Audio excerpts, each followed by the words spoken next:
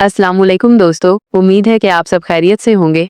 आज की वीडियो में मैं आपके लिए कुछ बहुत इंपॉर्टेंट और इंटरेस्टिंग अपडेट्स लेकर आई हूँ। तो आपसे गुजारिश है कि वीडियो को बिल्कुल भी स्किप ना करें और आखिर तक जरूर देखें। और अगर आप चैनल पर नए हैं तो सब्सक्राइब करना मत भूलना। चलिए तो सीधे चलते हैं अपडेट्स की तरफ।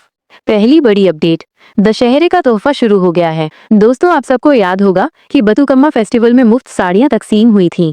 अब दशहरे के मौके पर भी गिफ्ट का ऐलान हुआ है।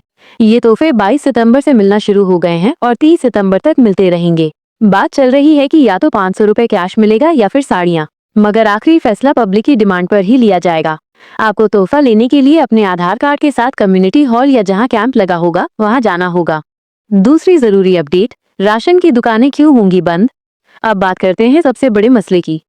आप सब परेशान हैं कि 1 अक्टूबर से राशन की दुकानें बंद होने वाली हैं, तो राशन का क्या होगा। इसकी वजह यह है कि राशन डीलर भाइयों को कई महीनों से उनकी सैलरी नहीं मिली है। इस वजह से सभी डीलर्स ने मिलकर ये डिमांड की है कि पहले उनकी बकाया पेमेंट क्लियर की जाए। दोस्तों, आज का मसला सिर्फ गरीब आवाम का नहीं बल्कि इन राशन डीलर भाइयों का भी है। सोचिए, जो लोग दिन रात मेहनत करके गरीबों तक चावल पहुंचाते हैं, अगर उनकी खुद की मेहनत का हक उन्हें ना मिले तो वो अपना घर कैसे चलाएंगे।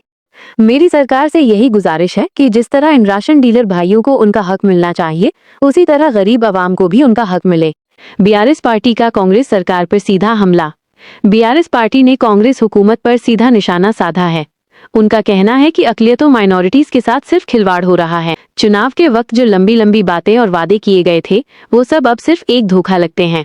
कांग्रेस हुकूमत ने इंदिरामा माइनॉरिटी महिला योजना और रेवन अन्ना का सहारा स्कीम का ऐलान तो कर दिया, लेकिन असल में ये सिर्फ हवाई गुब्बारे हैं। न पुराने वादे निभाए गए और न ही नई स्कीमों के लिए सही बजट एलोकेट हुआ है। ये अवाम के जज्बात का मजाक है। बीआरएस के नेताओं ने ताना मारते हुए कहा, कांग्रेस हुकूमत सिर्फ स्कीमों के नाम गिनाना जानती है। जो असल इंसाफ अकलियतों को मिलना चाहिए, उस पर इन्होंने 2 साल से चुप्पी साध रखी है। 313 करोड़ की जरूरत के सामने सिर्फ 30 करोड़ देना अवाम के जज्बात का मजाक बनाना है। और सबसे बड़ा सवाल, सिलाई मशीन का क्या हुआ। चुनाव के वक्त अवाम को सिलाई मशीनें बांटने का वादा करके वोट लिए गए, लेकिन आज तक एक भी मशीन नहीं दी गई। क्या ये अवाम को गुमराह करने का नया तरीका है। तीसरी बड़ी अपडेट, 2 नई स्कीमें लॉन्च। दोस्तों, हैदराबाद और तेलंगाना में 2 नई स्कीमें लॉन्च हो चुकी हैं और ये आपके लिए खुशखबरी है। अगर आप इनका फायदा उठाना चाहते हैं तो याद रखिएगा कि अप्लाई करने की आखिरी तारीख 6 अक्टूबर है। 1.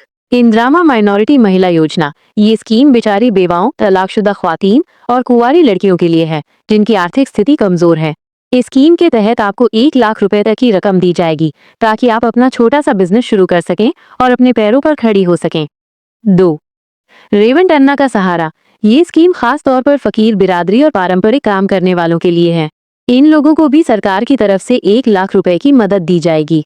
मगर याद रहे, ये पैसा यूं ही नहीं मिलेगा, पहले पूरी जांच पड़ताल होगी। चौथी अपडेट, मुफ्त स्कूटर और 500 रुपए का लोन।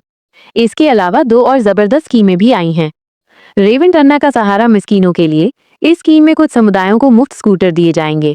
इसके लिए Aadhaar card, ration card, income certificate और ड्राइविंग लाइसेंस जरूरी है। इंदिरामा महिला योजना के तहत लोन। इसमें कुंवारी और तलाकशुदा महिलाओं को 500 रुपए का लोन मिलेगा। इसके लिए आधार कार्ड, राशन कार्ड और एमआरओ ऑफिस से लिया गया सिंगल वुमन या डिवोर्सी सर्टिफिकेट जरूरी होगा। दोस्तों, आप में से काफी सारे लोग कमेंट कर रहे हैं और परेशान हैं कि महालक्ष्मी का पैसा कब मिलेगा। मैं साफ कर देना चाहती हूँ कि अभी तक महालक्ष्मी स्कीम बाकायदा तौर पर शुरू नहीं हुई है।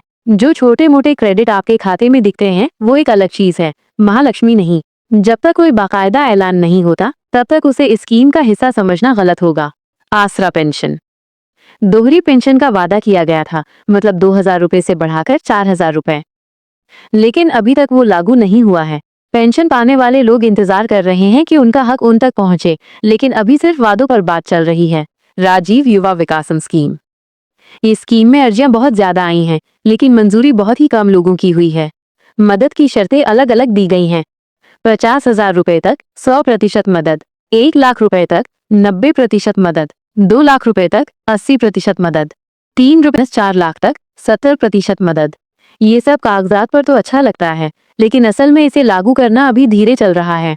कई लोगों को फोन आए ट्रेनिंग के लिए, लेकिन आखिरी मंजूरी अभी तक बहुत कम लोगों तक पहुंची है। जो लोग ट्रेनिंग के लिए गए उन्होंने यकीन दिलाया है कि उन्हें कारोबार चलाने की बुनियादी तालीम दी गई, किस तरह माल खरीदना है, मुनाफा कैसे गिनना है और बाजार में अपनी चीज को कैसे बेचना है। ट्रेनिंग जरूरी है, लेकिन ट्रेनिंग का मतलब ये नहीं कि मंजूरी पक्की हो गई। जांच और चुनाव एक अलग अमल है जिसमें वक्त लग रहा है। दोस्तों, असल मसला यही है कि अवाम इंतजार कर रही है। घर घर में उम्मीद लगी है कि स्कीम से राहत मिलेगी, लेकिन जब वादों में देरी होती है तो बेचैनी बढ़ती है।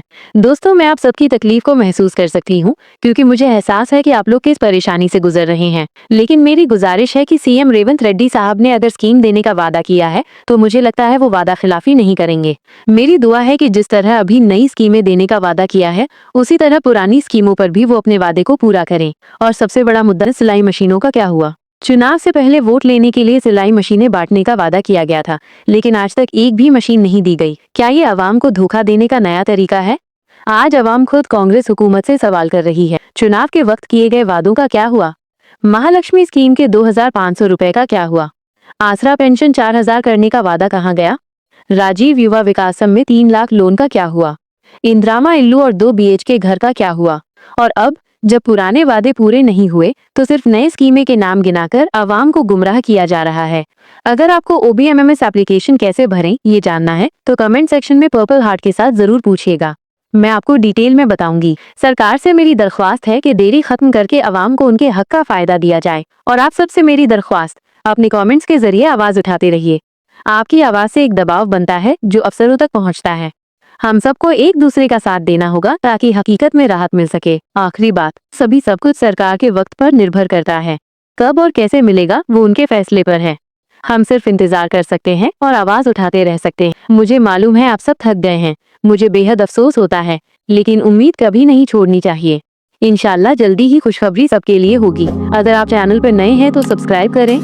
वीडियो पसंद आई हो तो अपने दोस्तों और घर वालों के साथ शेयर करें, और कोई भी सवाल या परेशानी है तो कमेंट में पूछ सकते हैं।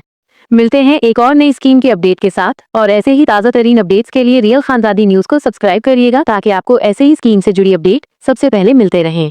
दोस्तों, मुझे पता है आपके पास और भी क्वेश्चंस होंगे। मैं कोशिश करूंगी कि हर कमेंट पढ़ूं और जवाब दूं। अगर आप चाहते हैं कि मैं आपके सवालों को जल्दी देखूं तो कमेंट में पर्पल हार्ट जरूर भेजिएगा। इससे मुझे पता चलेगा कि आप किस टॉपिक में ज्यादा इंटरेस्टेड हैं। अगर आपको ये वीडियो यूजफुल लगा हो तो प्लीज लाइक करें, अपने दोस्तों के साथ शेयर करें और हमारे चैनल रियल खानजादी न्यूज को जरूर सब्सक्राइब करें।